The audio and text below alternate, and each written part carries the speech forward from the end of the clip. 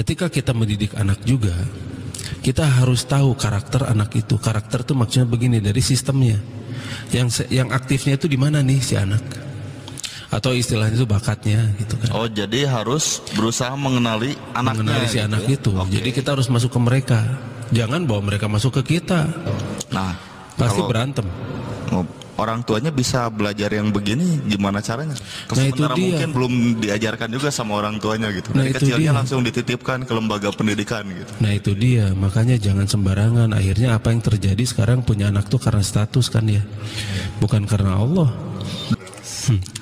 Nah, jadi inilah yang harus kita rubah sekarang. Ketika kita melihat si anak, kita harus tahu dia di mana, sel otak yang aktifnya itu membawa kemana, begitu kan? Karena yang namanya bakat dan sebagainya itu berhubungan dengan bagian mana yang aktif di otaknya. Kalau misalnya semuanya aktif, anak itu kan berbakat di semua bidang, begitu kan ya? Mungkin itu kan berbakat lebih Ya dari bisa saja kan? Sekarang jadi dokter, besok jadi pilot, bisa begitu kan? Terus besoknya lagi jadi pelukis, besoknya lagi penyanyi atau pemain band, besoknya lagi jadi penemu teknokrat, bisa.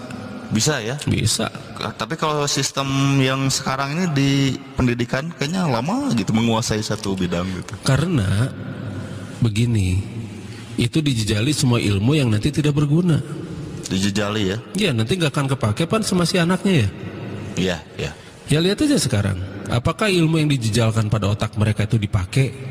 Ya. Enggak, semuanya juga mesti training lagi. Iya, betul. Training lagi. Tidak ada yang lagi. langsung gitu ya kerja. Tidak ada. Iya, tetap di training lagi, di ini lagi, dilatih lagi, begitu kan. Sebelum kerja selalu ada masa training, Kang ya. Iya, di training lagi. Berarti belum siap itu ya, indikator belum siap kerja. Betul, belum siap. Karena memang S1 itu pada dasarnya kita dibuat jadi robot dulu. Robot dari guru-gurunya, dari dosen-dosennya gitu kan. Makanya skripsi juga itu buatan dosen, bukan buatan kita. Kita mau bagian ngetik dan mereka nyoret-nyoret gitu. Iya. Tadi mau saya kasih buku gambar, Kang. Kalau mau coret-coret gitu. Sekalian sama krayonnya ya, Kang Ram. Nah, makanya ini jadi robot. Kedua, S2 tetap jadi robot. Ketiga lebih robot lagi gitu. Soalnya nyopas terus kerjaannya gitu. Iya, makin tinggi makin ke kaku jadi, Kang. Ya akhirnya dia merobotkan orang lain kan. Mau jauh-jauh paling jadi pengajar pan ya. Iya. Semakin tinggi kadang-kadang. Iya. Saya mau kerja apa lagi, udah sekolah lagi gitu kan. Iya. Sekolah lagi gitu kan. Sekolah lagi sampai S3, dari sana ngambil profesor, akhirnya mah ngajar dah itu malah jadi prasyarat untuk jadi pengajar harus begitu gitu ya. Iya. Harus jadi begitu dulu. Harus terbentuk oleh sistem dulu. Betul. Makanya kita akan mencoba mendidik anak itu untuk menjadi seseorang yang mampu membuat sesuatu karya nyata, begitu loh.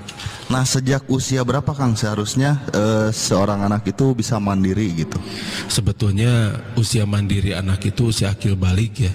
Oh, jadi seharusnya waktu akil balik itu seorang anak sudah bisa mandiri seharusnya? Seharusnya ya, tapi sekarang ya sulit karena ini bukan apa-apa, pola didik, pola ngajar, pola ajar kita itu memang sudah seperti ini. Ya, biasanya untuk lulus SMA itu usia 18 tahun, lulus S1 22 tahun, 23 tahun. Itu pun belum tentu mandiri lagi. Teu bisa nanon, tidak bisa ngapa-ngapain begitu kan. Padahal seharusnya umur 15 tahun saja anak itu sudah bisa mandiri. Mungkin itu kan. Ya lihat sekarang. Oke. Siapa coba dilihat tuh. Misalnya Tala gitunya. Sebetulnya dia sudah bisa mandiri. Misalnya itu sudah jadi direktur kan, misalnya 18 tahun sudah bisa jadi direktur gitu kan. Jadi kenapa gitu kita lama-lamain gitu kan? Berarti solusinya untuk para orang tua yang khawatir, nanti kan kalau nggak dapat gelar nggak bisa kerja, buka kerjaan sendiri berarti, Kang ya? Bikin kerjaan sendiri begitu kan? Bakatnya yang bisa menonjol itu tadi, Kang. Betul begitu. Makanya kenapa kita jadi mundur, karena kita semua dicetak menjadi buruh. Kita itu percetakan buruh yang luar biasa. Makanya ekspor TKI itu dari kita luar biasa kan? Iya. Karena memang mental di kita itu dicetak menjadi mental buruh begitu. Iya. Padahal seharusnya mental itu mental entrepreneur, mental pengusaha. Karena di satu perusahaan pun tidak ada yang namanya karyawan harusnya. Seharusnya begitu. Iya, semuanya adalah pemilik karena semuanya dengan sistem bagi hasil. Jadi tidak ada sistem gaji. Seharusnya itu tidak ada sistem gaji itu. Jadi yang mendapatkan bagian siapa, Kang? Yang semuanya bagian sih. Dia gini karena tugasnya ini, dia begini sekian persen karena tugasnya ini. Oh, jadi sesuai dengan kontribusinya gitu ya? Betul. Hasil sesuai dengan. Betul. Oh iya. Jadi justru Orang yang lebih berat kerjanya dan dia mikir dan lebih berat, kemudian dia melobi sana sini dan ini ngeberesin segala sesuatu masalah, itu yang memang lebih gede gitu. Masalahnya sekarang banyak orang yang jabatannya tinggi tapi nggak mampu apa-apa, makanya perusahaan jadi pada kolaps gitu kan. Iya, iya. Biasanya untuk mencapai jabatan tertentu tetap harus ada minimal pendidikan setinggi apa dulu gitu Ya ya. tapi ternyata terbukti kan. Iya, iya, iya. Terbukti itu marah raju kan. Iya, betul. Nah itu, jadi kita mau bicara fakta saja gitu. Karena bukan dari pendidikannya itu yang membuat orang itu mampu, tapi dari pengalamannya. Makin banyak pengalaman Kang ya. Iya, ya maksudnya bukan pendidikannya, pengajaran. Pengajaran. Iya, salah. Jadi belajar dan mendidik iya, itu beda Kang ya. Beda. Mengajar dan mendidik. Pengajaran itu sampai berapa gitu? Karena orang itu diajarkan untuk menjadi buruh, itu diajarkan. Untuk misalnya dia punya ijazah terus cari kerja, itu diajarkan. Nah, Kang, kalau jadi pengusaha itu modalnya Kang nggak ada, cek saha gitu kan. Modal yang paling kuat itu, yang paling baik itu bukan dari uang, tapi dari diri, gitu kan. Itu gimana Kang diri maksudnya? Jadi diri kita itu harus jadi orang yang benar-benar bisa jadi senjata, gitu kan, senjata untuk hidup. Kita punya modal berapapun, kalau kita tidak ada kemampuan, mah habis modal. Iya. Kita modal dengkul atau modal otak, kita bisa jalan kok, gitu kan. Nah, tinggal bagaimana kita mempersenjatai diri kita agar menjadi benar-benar manusia yang mampu untuk berdiri sendiri. Berarti dari awal, dari kecil anak itu memang sudah harus diajarkan seperti itu. Berat itu teh.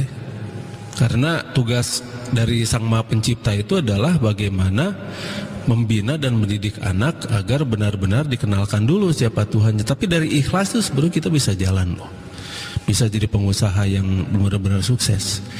Karena contoh mah jangan jauh-jauh lah, Rasulullah saja ya. Nabi.